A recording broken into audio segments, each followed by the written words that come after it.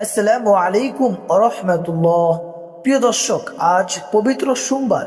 হ্যাঁ প্রিয় বোনেরা, আজকের এই দিনটি আল্লাহর রহমত আর বরকতের দিন।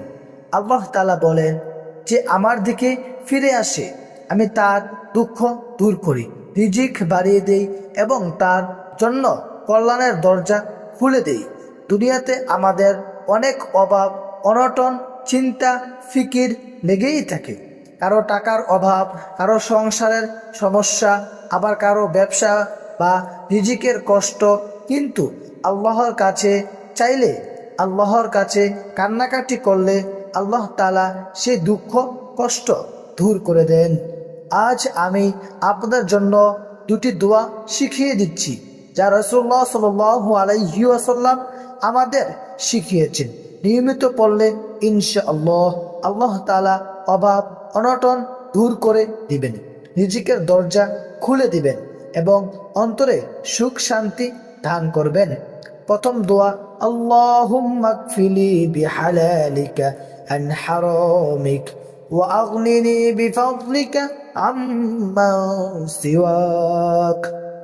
অর্থ, হে আল্লাহ, তুমি তোমার হালাল ধারা আমাকে যথেষ্ট করো, হারাম থেকে বাঁচিয়ে রাখো, আর তোমার অনুগ্রহ দ্বারা আমাকে এতটাই সম্পদশালী করো যেন তোমায় ছাড়া আর কারো কাছে প্রয়োজন না হয়।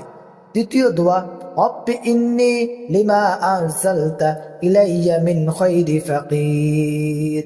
অর্থ, হে আমার প্রভু, তুমি যে কল্যাণ আমার প্রতি নাজিল করবে আমি তারই মুখাপেক্ষী। প্রিয় ভাই ও বোনেরা, এই দুটি দোয়া খুবই বরকতময়। প্রতিদিন ফজরের নামাজের পর, আসরের নামাজের পর এবং রাতে ঘুমানোর আগে অন্তত 3 বার করে পড়ার চেষ্টা করবেন।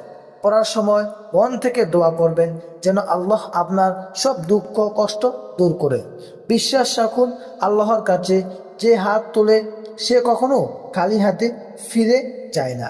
আল্লাহর কাছে চাইলে অভাব দূর হবে, টাকার সংকট থাকবে না, রিজিকের দরজা খুলে যাবে আর অন্তরে থাকবে প্রশান্তি।